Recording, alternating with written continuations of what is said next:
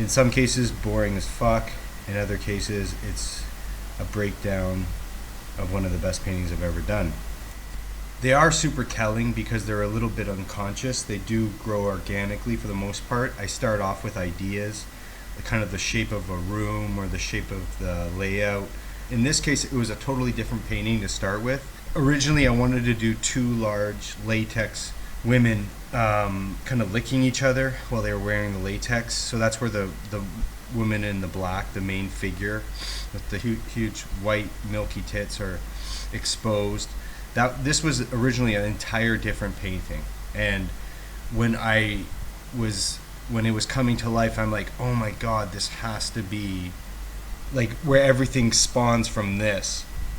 I thought it was just so perfect. I added a Evil Dead themed chainsaw to her hand. Like, that's when the painting began, really.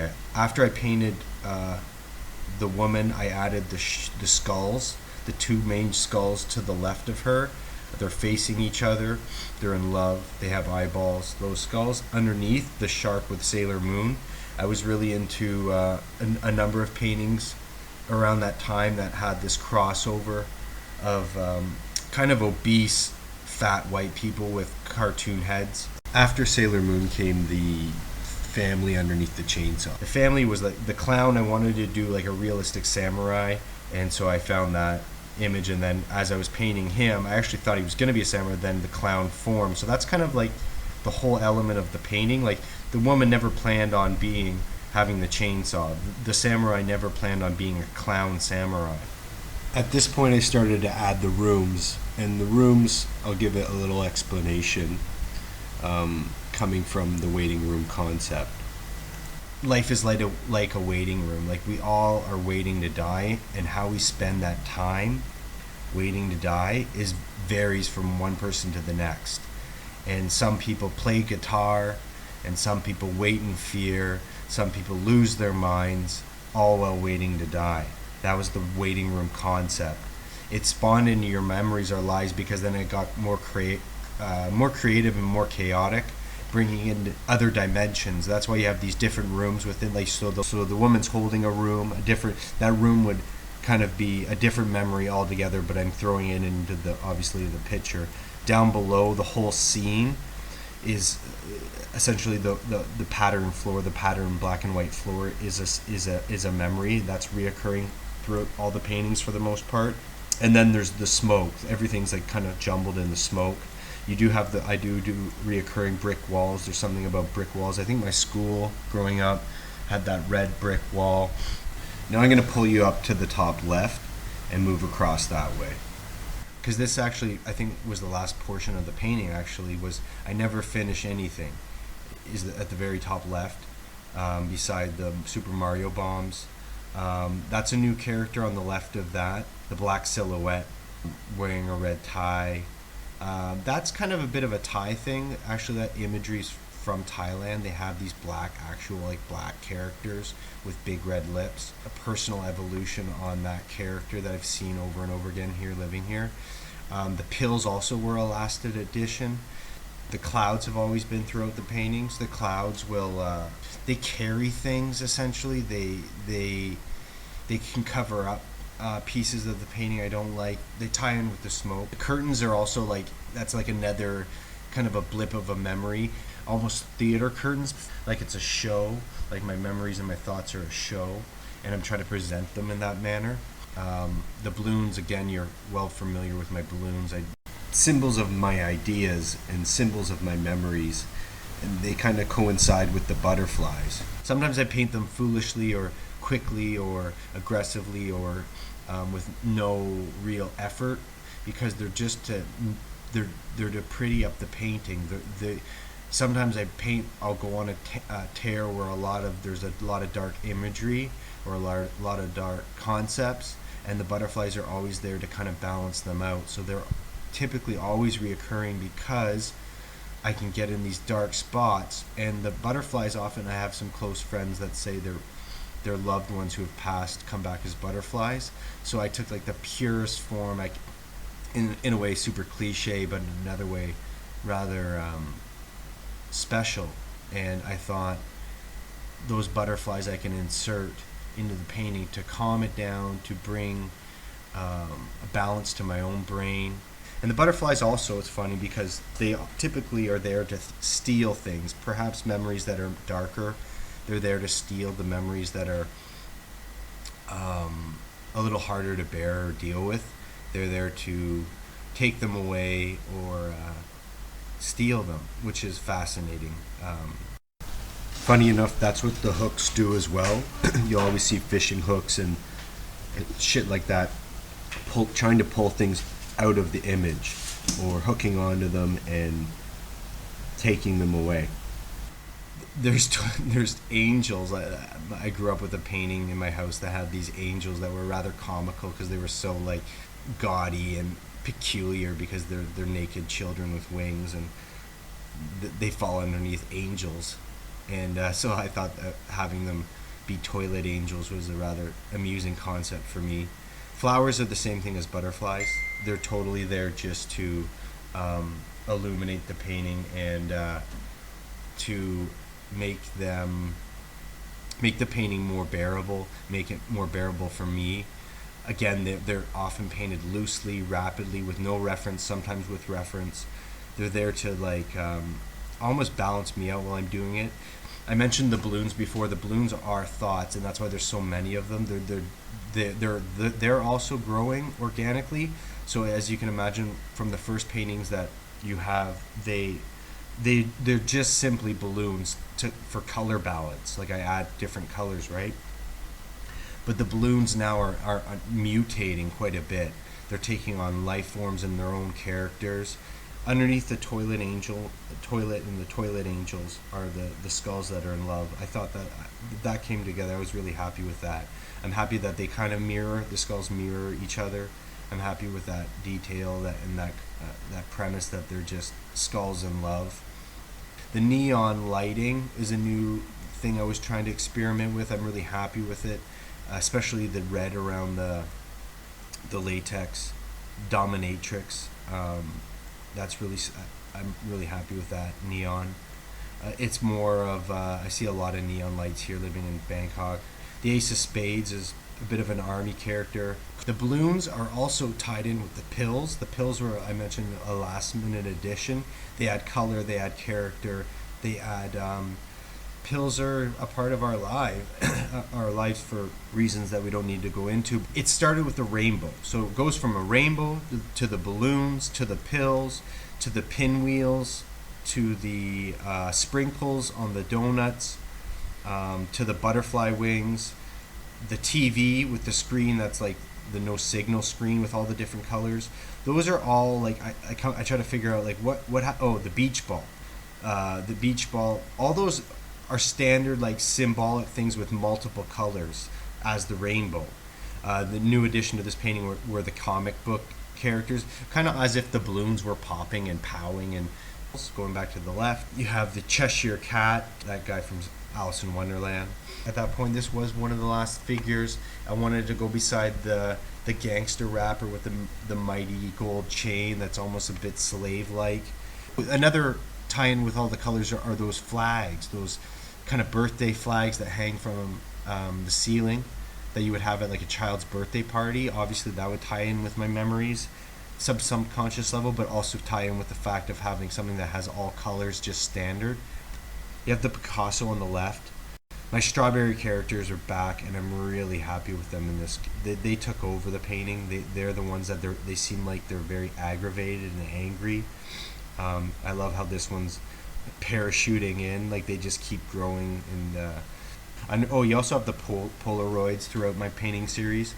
The Polaroids are like an obvious memory reference. Another boom. You have my Louis Vuitton toxic barrels, which I think is just ironic. Underneath, we'll keep going lower. You have a small Superman above the vegan homeless guy. I love how this homeless guy's got, I've seen that a lot in kind of like people with priority problems, like having gold chains but no home. And you can see there's a blue basket from Walmart. It's that reference behind him. It's like he's got gold chains. He's got some sort of water. He's got vegan carved into his forehead. He's a personal favorite character. I liked him. I liked the little Superman above him. No, just felt like I wanted to fill some. I wanted to paint Superman at some point. Feed both wolves, of course, comes returns. That's another hour conversation on its own. The meaning of feed both wolves, but it's taking the premise of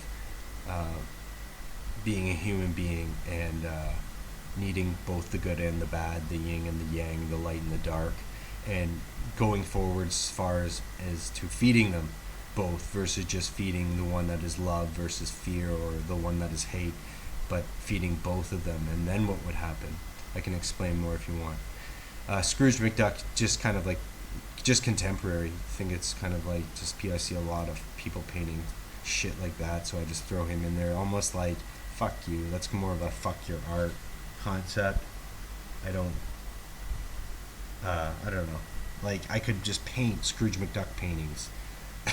Is kind of what he's saying, but no thanks. But maybe I should sometimes because I'm broke. Anyways, then you have schizophrenic teddy bears on the left beside the vegan homeless guy. Underneath them is Ving Rhames from Pulp Fiction. I don't know if you remember him, but he was a gnarly character in that movie. He was just I used him as a reference. Then he got a little loose. Then you have there was a guy behind that cloud. You see that cloud cover it up, kind of like just a progression that I didn't like. There was a guy in a wheelchair with no real meaning, and I put a school bus in the last painting that I really liked. So the school bus and the cloud are covering up a man in a wheelchair, and the strawberry guy seemed to be fucking around with the school bus. Looks like I also had boxes that deliver the butterflies, and they also seem to be strawberries are using the tool that delivers the butterflies, the boxes, to hide in them and fight out of, and they fuck around in there. They're kind of like children, and they're maybe like teenagers. The strawberries are perhaps something to do with my teenage. I don't know. Maybe I shouldn't even read into it that much. I don't know. Underneath is the massage ball. Like, if you were to look inside one of the boxes, what's going on in there? Again, you have these silhouette characters with big wet red lips. Going in and out of the boxes as well. Then you have more butterflies. This one has a massage parlor. Again, fitting. I live in Bangkok. The arrows are just more ways to add color and move your attention around. Beside that, I believe was the first schizophrenic teddy bear. Really like that concept. I even thought of making, like, wouldn't it be awesome to actually have a real teddy bear that was like fucked up and gnarly, which I'm sure exists, but maybe not doesn't have the premise of actually like being accepting of mental illness and kind of internal illness, even though it's exposed on the outside in this case. But the premise being like it's okay to feel fucked up, and if it's a teddy bear, people kind of digest it better perhaps. Underneath is another neon light that's kind of dimmed out through the donut and the cupcakes. Cupcakes and donuts are, I don't know. There's a lollipop. I think the lollipops goes under the themes of the rainbows, the beach balls, of just adding color. What are things that have multiple colors? Love the T-Rex. The T-Rex was fun for me. I actually like kind of stenciled him out because I've never painted a dinosaur before, and then I wanted he's oil, and then the wrong is it's a lot of these concepts can be broken down into way too much time, but the wrong is a correlation between Jordan Peterson and Donald Trump. Again, if you want to know more about that, let me know. The video cameras are cool. Then you have the caution tape that's going through everything. That tree took me way too long, way longer than it should have, probably way longer than it actually looks like it would have. Then there's my brother's in the tree. He's an owl with a crown. My mom likes when I put those owls with the crowns in my paintings, so that was kind of for my mom. The ghost, just to the left of that, beside feed both wolves, plaque. Those are also like what the Ten Commandments, right? He's holding like those blocks, those cement or those rocks that are carved out. The ghosts, I want to put more energy into the ghosts. I like them. They're reoccurring, and it's like people wearing sheets. That whole premise is just fucking bizarre. So I wanted to put a little more time in them, make them a little more realistic, make them characters that reoccur, I like them, and now that I'm thinking about them, I probably would put them in this new painting. The light bulbs are also ideas. When I get a new idea, I like to throw a light bulb in there. Also, you'll see throughout the painting, there's little beer bottles everywhere. Fucking with some of my memories, I think. There's a lot of like alcoholism that, especially my memories that those beer bottles represent.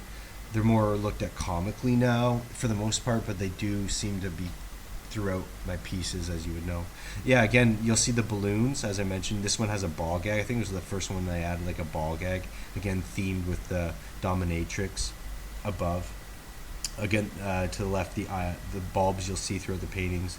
There's actually, I spent a long time painting those boxes behind all of that scene. That was more just, those boxes are, again, those how the butterflies are stored.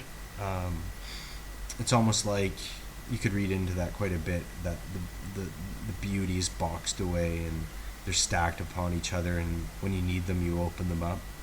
But that was a whole scene that I covered up quite a bit. The staircase too was a lot longer. You can see it actually goes up past the shark for a little bit if you follow the staircase that Scrooge McDuck's on.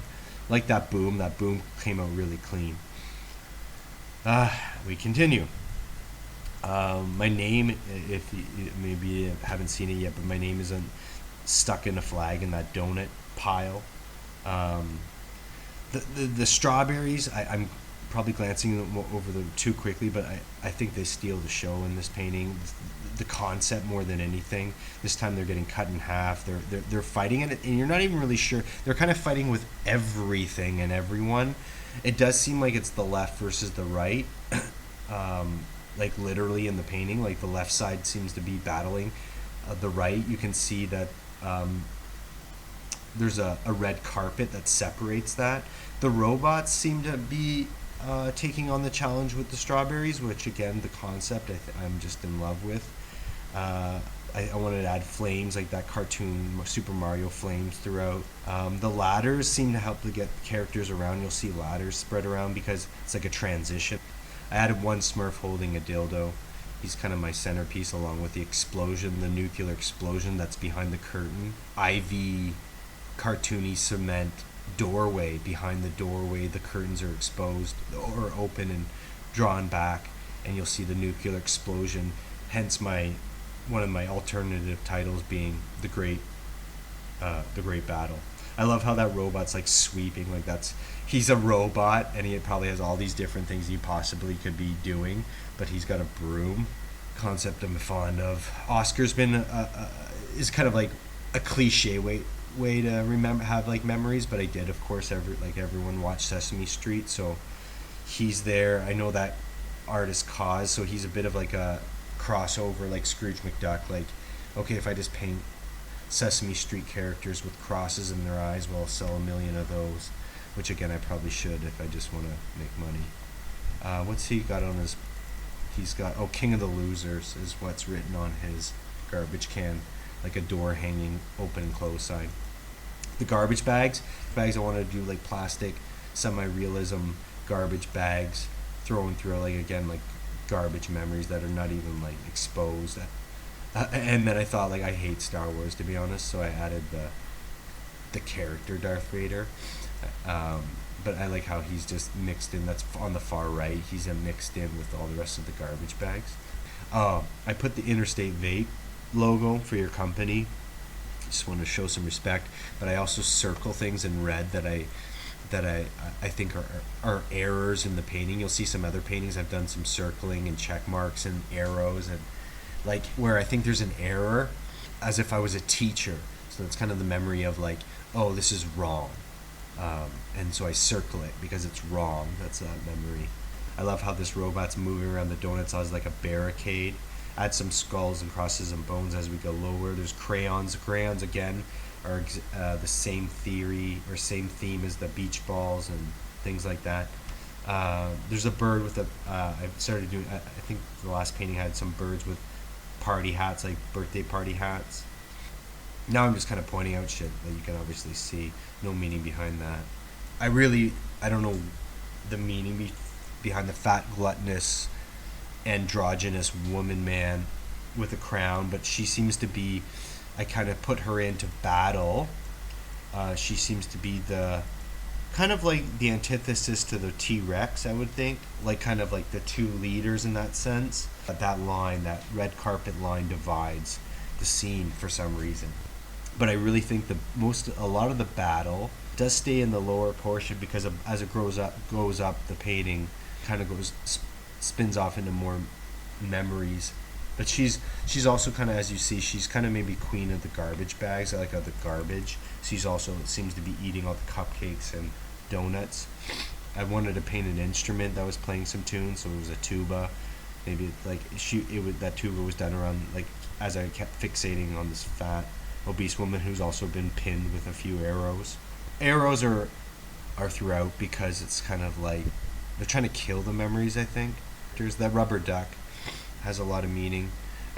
Also has the Jesus crown. There's the theme of underwater again. I wanted to do some realistic goldfish, so they came into play. I really like those goldfish above the rubber duck. I like the box robot at the bottom. He's just like, he didn't get all the metal. He's just a box with a fucking metal tin head. Again, the caution tape is throughout, which makes sense. Which doesn't make sense. The family, I love the kid that seems like he's drowned with his scalp brain exposed. Super Me is the knockoff of Supreme here in Thailand. So they say Super Me instead of Supreme. So it's rather funny. I love the ghost wife with the halo. So that's the lowercase. You'll see more balloons with characters. Oh my god, right. In Thai that says eat cake was my logic. Eating cake is a reference to the program, but people always talk about baking the cake and the recipe, and I love talking about eating the fucking cake. Stop talking about baking it. It actually in Thai, I didn't know, my girl told me it means eat gin dek, which means eat children. So I thought, oh, that's fucking brilliant. Eat children, even better. So that turned out to be actually amazing. I'm scrolling over to the center, to the main room, which is like a gallery that's been defaced, kind of like Batman, the original Batman, when the Joker goes into a gallery and starts destroying it. This has a lot of graffiti, a lot of like again, you'll see eat cake at the top left there. Underneath, those portraits took me a long time actually, because they were like, I wanted them to be like gallery little pieces, but obviously little, and then it became like I was only going to do a little bit of graffiti over it, and then it just exploded, and I'm like, well, who did all this graffiti? All the fucking strawberries did it. You have like a small character peeking through who's very frightened by what he's witnessing. I love the pig with wings. I've done the pig with wings in one of my first ones, or a couple of them, but they were very cartoonish. I wanted to paint a realistic pig with wings this time. He's been branded with a tattoo as well. My brother's name's in there, your name's in there, my sister. Yeah, there's a lot of names. Fuck your art, which is a reoccurring theme. The chandelier is also always a reoccurring theme. Kind of like to have a shitty room, but then to have a chandelier to kind of, that goes back to my owning a gallery in Toronto. Like, actually our gallery was pretty amazing, but it's like we just slammed a fucking fabulous chandelier in the ceiling. Meanwhile, I was at the back of a building in like an industrial neighborhood. It has personal meaning, I guess. The mask is Chinese, it's not Thai. I'm scrolling to the right. Oh my god, ready for this? That's you in the blue as a crypt. And my logic was that if you went back out, that's how you would look. If you went back out, that's how you would look. And then someone's coming to fucking whack you from behind, some ghoul. I really love this section. It's one of my favorite sections, like on the same level as the shark with Sailor Moon. You have the Jigsaw character above that. Oh, there's the title, Your Memories Are Lies. 9. The Jigsaw and the Polaroid. I love the Township of Worthless to the left of that. Call Your Mom is something that's a message. Like sometimes I'd put these messages that I think are so important. So let's go over to the right a little bit. You have another schizophrenic bear with a bomb. You have the ghost, the sheep people. One painting I did, if you'll remember, like legs with high heels. Turns out it was the ghosts wearing sheets with high heels. I like how it's like my rendition of the smiley face thing, but then it's having children, those little those babies, or he's having babies or jizzing out babies, I don't know. You'll see a decapitated foot and head of Homer Simpson. This one was kind of like another memory of kind of complete insanity, because that kid who's got the spinny hat, I don't know what you call that, but he's got a spinny hat. He's the one that's putting all the bones and everything, so that's a reveal. Again, this room at the top right was near the end, and it's kind of exposing. If anything, maybe the mouse, Mickey Mouse, is the one that has all the pills too. I thought, when people have that live, love, laugh sign, I thought live evil, love evil, but it's the same word just spelled backwards. I love words, man, and I love certain phrases, so I try to incorporate them in my art. That flag beside the kid putting the bones and everything says free me. I really like that bird, that cartoon bird wearing the hat, because I have the semi-realistic bird at the far bottom, as I mentioned earlier. Then you have this wearing the party hat. For some reason I was doing some taping. I taped something off, and I pulled the tape off and it ripped that bird's wing, and I easily could have fixed it, and I left it. To be honest, that's what happened with his wing. His right wing is because I pulled tape off. Kind of sucked, but then I was like, cool. Moving over to the right again, electricity poles, the wooden poles that have the electricity are kind of like crosses that bring current and life. And also when you're driving the road, sometimes that's all you see are those electricity poles. What's the word for them? I forget. More light bulbs you'll see. I didn't want just the word fuck, so I cut it off, but that was good. The Nintendo controller on the nose memory. That was kind of a toilet angel that it got left his nest. He's on top of the controller. Then you have another silhouette of the guy with the red lips. Sunflowers and money symbols. That's just kind of fill. Call that fill. But then you can look into shit all the time that's deep, like money being above the dominatrix is interesting. The smoke, there's something about the smoke. Probably because I smoke. You'll see I'm looking at there's faces beside the shark head. There's faces in the smoke and in the fog. Those might be out of everything that smoke could be the darkest part, because painting it fucks a lot of stuff up, and I destroy a lot by painting that smoke a lot. So there's something about that, like super subliminally or super self-consciously about the smoke. Like maybe my guilt over smoking, which sounds like whatever, but it's a big thing. I love the flags again that cross through the paintings. They were fun in this case. You'll see them kind of where they originate back to the right hand side. There you have it. Your memories are lies. 9. I think the title is like we have memories and we manipulate them.